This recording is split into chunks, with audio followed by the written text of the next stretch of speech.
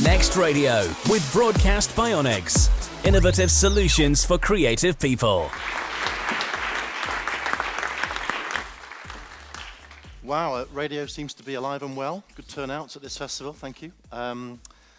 So as BBC Radio creeps ever nearer to its 100-year anniversary, gradually getting there over the next few years, great that Tony Hall mentioned two ideas that were about radio in his big speech last week. One around music discovery online, as we keep thinking about how we engage younger listeners to audio. And secondly, painting a picture of a kind of personalized radio. Everyone in the country having their own radio station, responsive to what you want. Radio 4 in the daytime, 5 Live Sport at night, Talk Sport phone in, weather updates coming in, breaking news information coming in. So radio, very much respected by our controller, Tony Hall, as we think about the future of audio in the BBC. The word distinctive was used a lot last week, as you'd imagine from a BBC Director General. I think it's very important to have a very clear sense of purpose. That's what I talk about a lot with my team. For me, our radio station is about connecting all of the people in the UK to this slightly mad, fast-moving roller coaster ride of a world that we live in, not just so that they understand it, but so that they feel it. For me, one of the enduring needs of radio that will see us all strong over the years to come is a sense of emotional connection with radio, the passion of a big sports moment, the joy of an Olympic gold medal, the anger as you're listening to a caller on a phone, in the sadness as you hear the painful story of the migrant out in Hungary or wherever. So understanding it, feeling it, and having potential to shape it is what we stand for, whether it be our news or sport programs. So that's kind of what we do, that we think try and bonds together all of our programs. So how do we do that? We cover over 200 different news stories a week. And that's Jeremy Corbyn as one story, migrants as one story. So that's a lot of stories.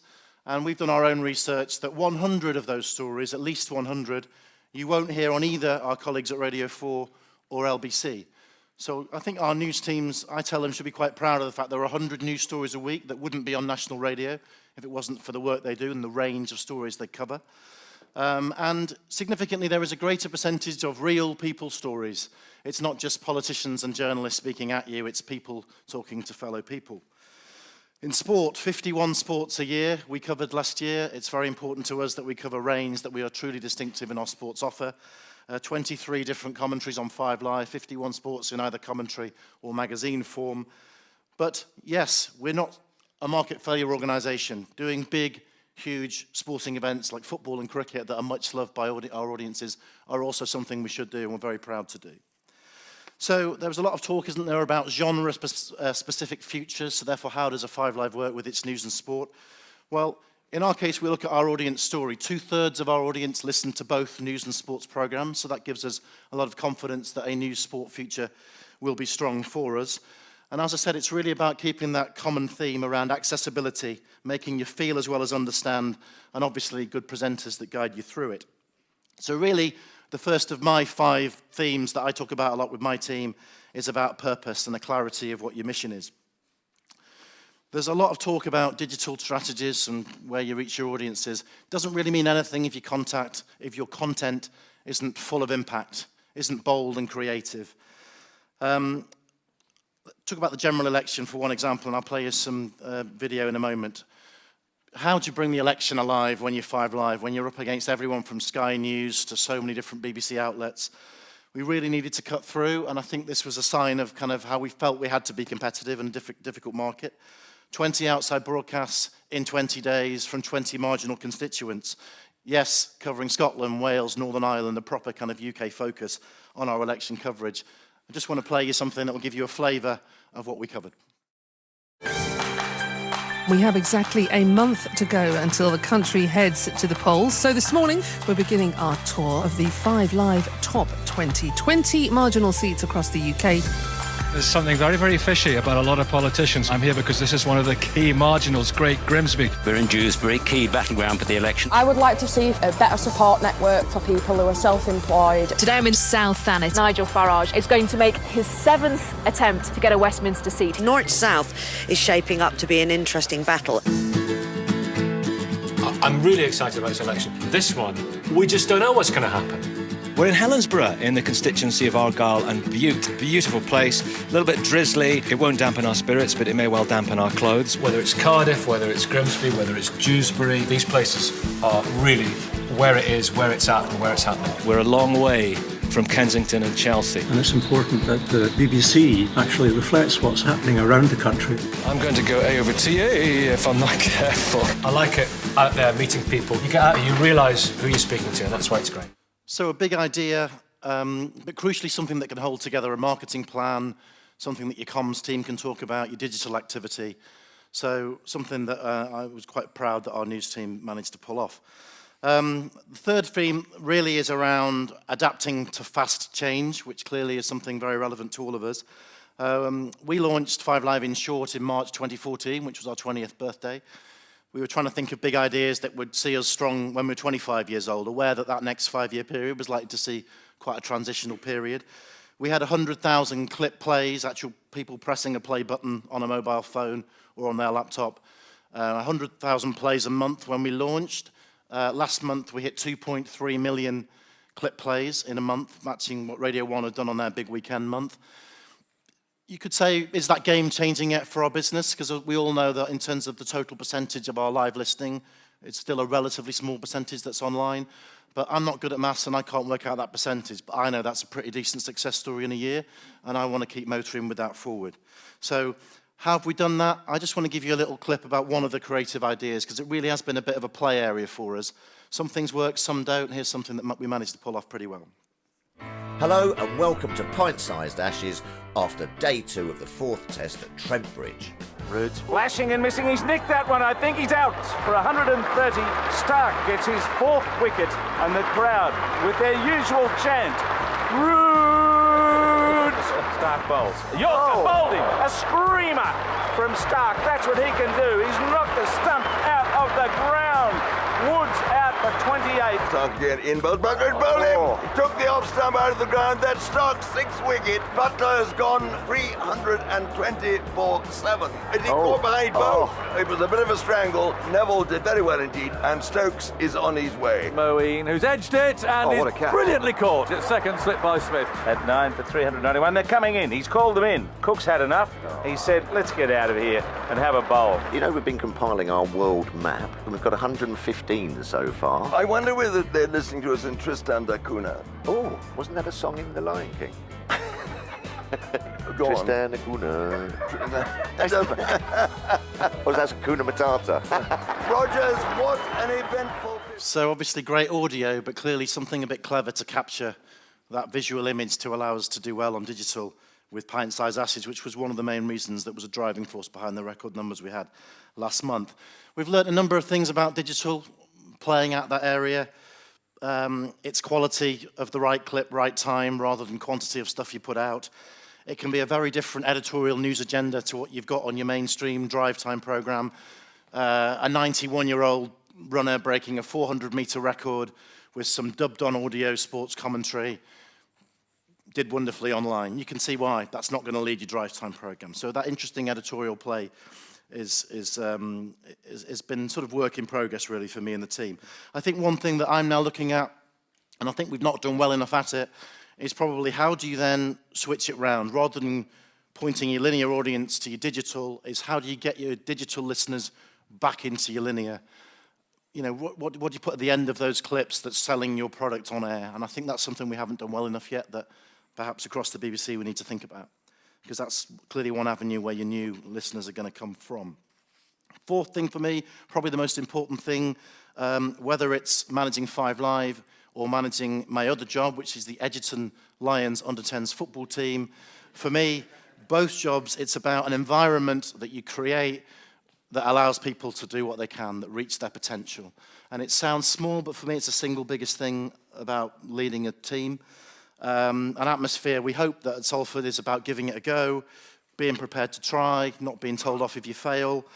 And I think that's led to a couple of things. We did, not live clearly, but we did an as-live heart transplant operation through the day, wonderfully powerful audio. It was a punt, it might have failed miserably, but it was something I thought we should be having a crack at, that kind of thing. Last week, on the Thursday, Head of News comes back from his holes with an idea that he wants 5 presenters across Europe presenting throughout the day. That's not an easy thing to pull off. Things can go wrong. You're not quite sure what you're going to get in the field. But we did all right that day. It was ambitious, and I think we told a lot of interesting stories around Europe, capturing quite a story. So what I try and do is take the fear out of production, because I think fear leads to preservation. Preservation isn't conservation. You end up staying as you are and not moving forward. And the fifth theme, of course, is talent, presenters. Obviously, in commercial speech radio, I think have a greater license to say what they want to say, their opinions.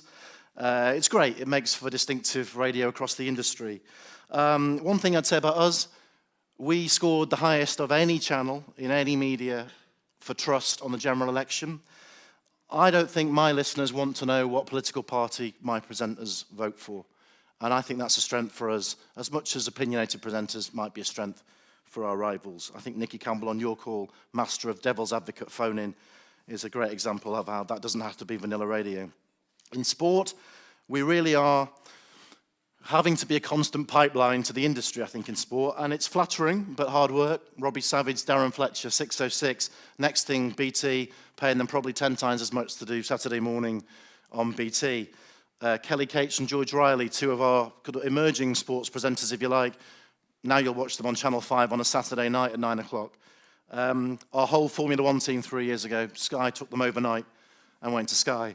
That's the business, but that's our job, isn't it? I always think with our resource, with our wonderful local radio strength as well, our scouting around of talent, whether they be in written press or wherever, we should be always. And I think lots of great people, by the way, work at Talk and other stations, have learnt their trade within BBC Radio, been trained there, and I think it should be absolutely one of our missions, really, is to breed through talent in sport. And in news, 5 Live was very much born in 1994 on a new wave of speech radio stars. I want to invest in my talent, give them time to grow and be the next wave of stars. Sarah Brett, we've signed from Northern Ireland. Tony Livesey was at Lancashire, and we've brought him up through various programmes. Rachel Burden doing very well on Breakfast Now. Emma Barnett from Written Press, who's been doing some great programmes for us on a Sunday night. And Kelly Cates, as I've just mentioned.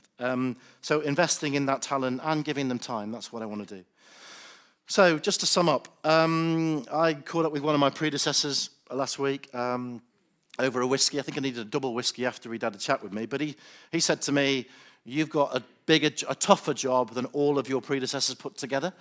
And it just made me think a little bit about the climate we were in. I think probably there were 3 things in mind when he was saying that. One was mobile culture, clearly, and the way it affects our business. Secondly, and we shouldn't squeal about it in the BBC, because loads of you in the commercial world wouldn't want us to. But we have saved 25% of our budget at 5 Live, so obviously you're managing through a period that previous BBC managers haven't had. And thirdly, and good for the industry, there's a damn sight more competition. So it's an interesting period. Loads of you, I know quite a few of you in the room, you know I love it and live radio. I've been in the industry in various forms since I was 16 years of age. Really love strong commercial opposition and what some of the guys have done. I think LBC have wonderful ambition. They've built a great roster of presenters, really enjoying what Ian Dale does, for example, on Drive. I think the Talk guys have put more creativity into their schedule. They've got great leadership. And, you know, Adrian Durham, if you want escapism and entertainment at drive time, I think he epitomises what you might want if you love your sport at that time of night. I think both of them, in my minor criticism of them, have slight obsessions with us that I find amusing. LBC, that we're not in London. Well, funnily enough, our political team are in London. We draw on the biggest range of news gathering we could wish for, all based in London. And I think I'd put it the other way around. Which station would connect to the whole of the UK and make what happens in London relevant, whether you're in Hartlepool, Salford, Glasgow, Belfast? We think we connect better to the country from where we are than we did when we were in London, and not weaker for it. As for talk, as I said, love them to bits. They're slightly obsessed with us. They talk about us a lot, which is nice. There isn't a big audience battle between us and Talk. Talk have their audience over here that love what they do, and it's great. We have our audience, and there's quite a small minority, to be honest, that enjoy both. It's a lovely choice for the audience. Let's not overwrite that audience battle between those two stations. We're a small industry going through big changes, big challenges. Competition's great, more choice, and it genuinely, I think, raises standards. I know our sports guys monitor the opposition, try and raise their game because of what they hear elsewhere. Here's my warning, here's a plea. The biggest battle isn't with each other. It's not commercial versus BBC, it's not indies versus anybody. Our biggest battle is how we engage under 45s, and I'm talking on behalf of speech radio here, but this is clearly music radio as well. How we engage that audience, whether it be long form, short form, live or podcast. How we're going to be tactically astute and brave together over the next 5 years. My call today to my colleagues in the industry is let's have a summit. Let's work together on two things. Let's share knowledge and audience information gathering about all the stuff we're now doing on digital. This kind of play area that we need to learn more about. Let's share some tricks. Let's share some tricks between us and be even more ambitious in the next year or two. And here's another one. Here will be another first, really. But how about a joint comms moment once every 2 months? So we've already got our once every 3 month radar. Once every 2 months, a future-proofing radio story where BBC and commercial radio come together. 5 Live in Short record, Radio 4 podcast record, TalkSport Twitter followers hits 1 million, LBC Facebook likes reaches new highs. It's obvious, isn't it? But we need to tell a more positive story, and we should get on with that and do it quickly. Show that we're relevant, show that we're mobile, and show that we're adapting. So radio for the next generation, audio for the next generation, and not audio that's a declining genre for this generation. Thanks for listening.